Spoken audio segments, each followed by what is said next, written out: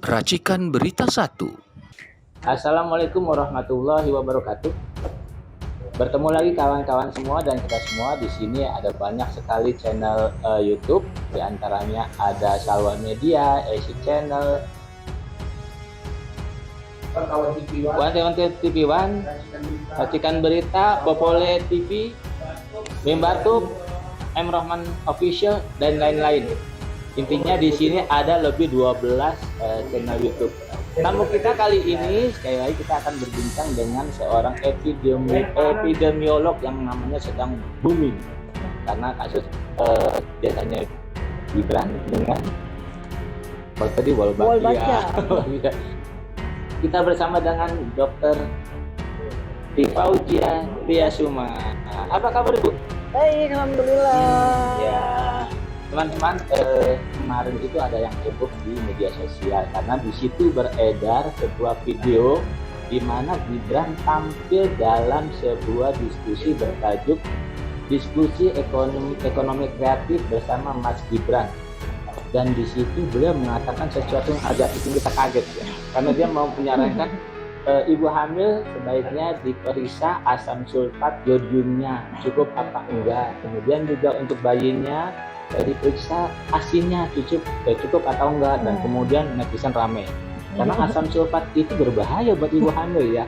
Dan sebentar kita tahu ya Bu ya, ibu kita ini sempat mempersoalkan ijazahnya Pak Gibran Raka Buming Raka yang merupakan cawapres dari Indonesia Maju dan merupakan cawapresnya Pak Prabowo Subianto. Dalam salah satu desain gratis ketika dia mendaftar ke KPU ya Bu ya, dia menyatakan S2. Ternyata setelah dari hasil penelitian Ibu Tifa, beliau hanya setara SMK. Bu, ada nggak kaitannya dengan masalah latar pendidikan ini dengan penyebutan dari asam sulfat? Dia memang pernah bantah ya, katanya saya hanya keceplosan ngomong gitu ya. Tapi ternyata ada video yang lain di mana dia juga menyatakan asam sulfat untuk ibu hamil. Artinya itu bukan kesengajaan. Gini, jadi sebenarnya ya ijazah ataupun latar belakang pendidikan itu tidak selalu menjamin kesuksesan orang ya, tidak selalu menjamin bobotnya orang ya, tetapi pendidikan itu kan kita semua harus tahu itu penting ya. Kalau tidak penting untuk apa ada SD, SMP, SMA, ada universitas, dan universitasnya pun juga ada ranking dunia begitu ya. Nah, jadi kalau kita melihat ini orang ini Gibran Raka Buming ini kan menjadi cawapres nih, ya kan? Ya kalau izin Allah dia jadi wapres nih. Nah, kalau seperti itu, apalagi dia mewakili generasi milenial, dia tidak punya persoalan pada ekonomi orang tuanya, artinya orang tuanya juga mestinya sanggup untuk memberikan kepada dia pendidikan terbaik, ya kan? Nah, mestinya kan ditemu seperti itu, ya kan? Artinya ya dia SD dengan normal, SMP dengan normal, SMA dengan normal, sehingga nggak usah harus cari suket, surat keterangan setara yang kemudian dia dapat SMK, lalu kemudian universitasnya pun juga yang jelas, bukan sebuah lembaga pemberi gelar ya yang bekerja sama dengan universitas. Malangnya lembaga itu sekarang udah putus kerjasama dengan universitas tersebut. Nah, itu kan merepotkan sekali ya. Nah, kalau kita melihat orang itu memang memiliki tingkat kognitif yang cukup, memiliki tingkat intelektualitas yang cukup, gampangannya cerdas ya, pasti dia akan menempuh pendidikan yang normal. Kalaupun misalnya dia mau kuliah di Singapura atau dia kuliah di Australia, pasti di universitas yang bagus, yang nggak perlu harus jadi cabang atau nggak perlu harus bekerja sama untuk menerbitkan ijazah universitasnya. Sehingga kalau dengan demikian maka kayaknya ya slip of the tongue atau apapun itu ketika dia bicara di forum ekonomi kreatif itu nggak perlu terjadi deh. Contoh aja, kita nggak bisa ya membayangkan seorang lulusan doktor dari Amerika macam Pak Anies Baswedan itu akan salah menyebut sebuah senyawa yang sangat penting untuk ibu hamil, yaitu asam folat, itu menjadi asam sulfat. Itu kan perbedaannya itu seperti kutub utara dan selatan kan ya. Karena asam folat itu adalah salah satu senyawa memang sangat diperlukan untuk mencegah terjadinya defek ya pada janin atau mencegah terjadinya kecacatan pada janin. Dan memang itu sangat dibutuhkan oleh ibu hamil. Tapi kalau asam sulfat itu sangat dibutuhkan sama mobil karena buat isi aki, dan nggak usah harus kuliah di Singapura, nggak usah harus kuliah di Australia. Orang-orang semua yang umum aja tahu asam sulfat itu amat sangat berbahaya. Baru-baru ini aja ada rilis berita dari Mesir, seorang ibu muda itu dipidana mati karena dia sengaja membunuh bayinya dengan dicekokin asam sulfat.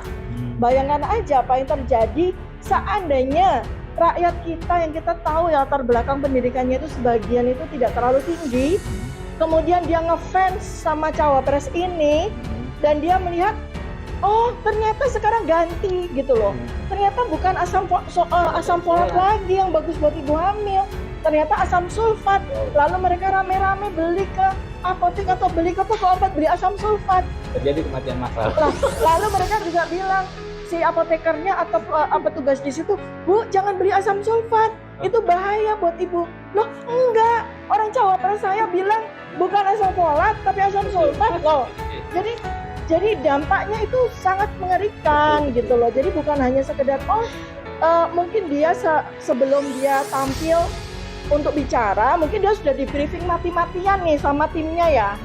Mas Gibran tuh di briefing mati-matian, Mas, asam folat, pulang, asam folat, pulang lagi Mas, asam folat, asam folat. Begitu di panggung, asam sulfat. Nah, itu ya, mohon maaf nih, ini menunjukkan kapasitas intelektualitas, kapasitas kognitif gitu loh. Jadi ini bahaya banget nih, dan nggak bisa cuma diluruskan dengan bilang, oh salah ngomong atau apa, oh salah ngomong ya, seperti dia dengan enteng seperti itu. Karena kalau salah ngomong nggak diulang dong 2 kali. Lah ini 2 kali loh dia ngomong di suatu forum yang berbeda loh. Artinya dia benar-benar confirm akan mengganti asupan asam folat untuk ibu hamil menjadi asam sulfat dong, ya kan? Dan ini nggak boleh hanya dikoreksi dengan sambil jalan. Oh begitu ya, oh saya salah, nggak boleh. Bu, mungkin ya. Kan memang seorang capres itu punya tim.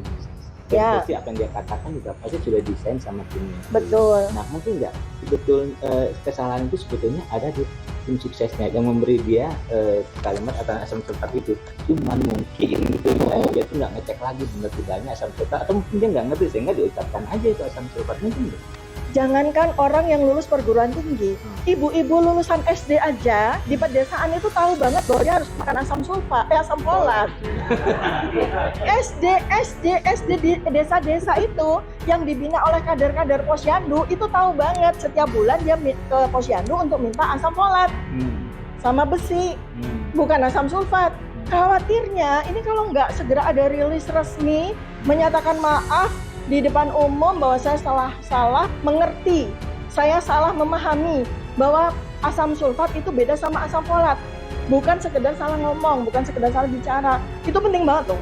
Jadi kalau di videonya beliau itu kayaknya dia baca sih, jangan-jangan dari situ tertulis asam sulfat. Enggak, kalau yang baca itu yang waktu ada acara dia sebagai wali kota Solo di Paris, yang ada beberapa orang yang tidak tahu, melihat dia berpidato bahasa Inggris dengan lancar, dikiranya yang bersangkutan itu pandai bahasa Inggris.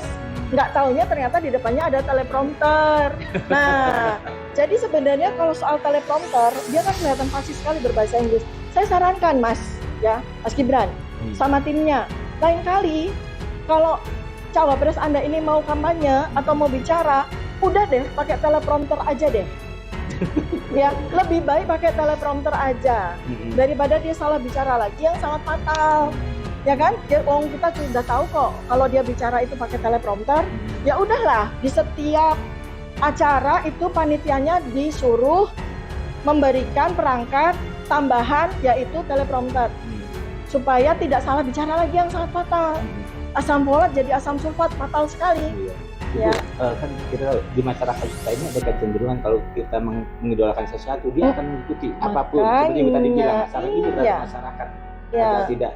Tidak gampang gitu ya termakan oleh apa yang dirasakan oleh idolanya. Silakan Bu. Ya, pertama itu gini ya, kita tuh mengidolakan itu saja sudah tidak boleh ya. Idola itu bahasa Latin artinya berhala, ya. Jadi nggak boleh. Kita boleh mengagumi, boleh menjadikan seseorang role model. Nah, kalau kita ingin menjadikan seseorang role model kan kita harus tahu betul rekam jejaknya. Jangan sampai orang yang kita jadikan sebagai role model itu orang yang ternyata ijazahnya itu universitas itu, atau dia bilang dia kuliah di sebuah negara ternyata itu bukan kuliah tapi cuma kursus gitu ya.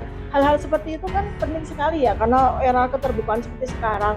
Jangan sampai jadi kayak buta mata buta hati untuk melihat. Nah, ini kan kebetulan Allah membukakan nih loh ya. Kalau memang latar belakangnya kurang ini ya suka kurang-kurang kalau bicara gitu kan.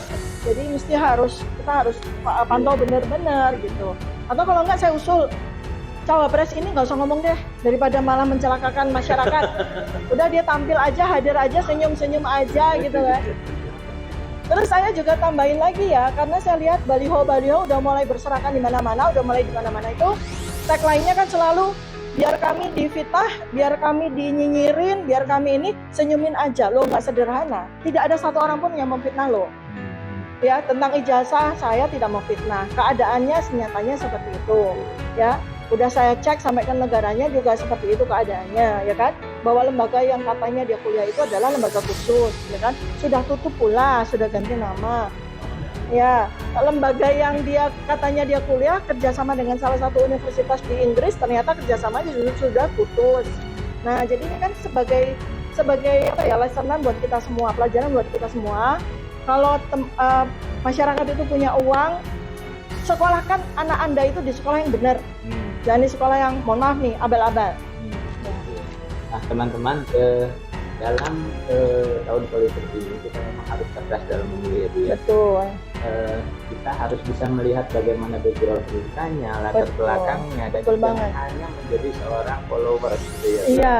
Apalagi memilih pemimpin itu dampaknya tidak hanya 1 hari atau 2 hari, tapi mencapai 5 tahun. Iya. Ya. Jadi ketika memilih pun harus cerdas.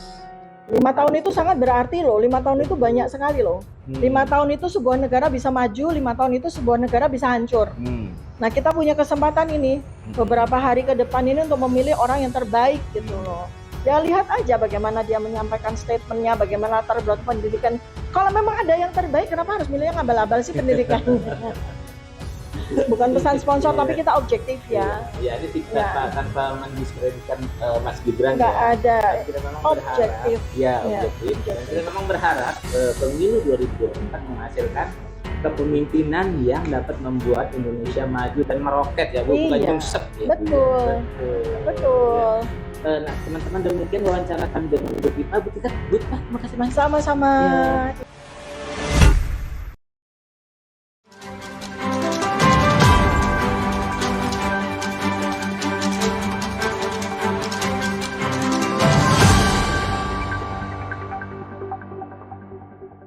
Racikan Berita 1.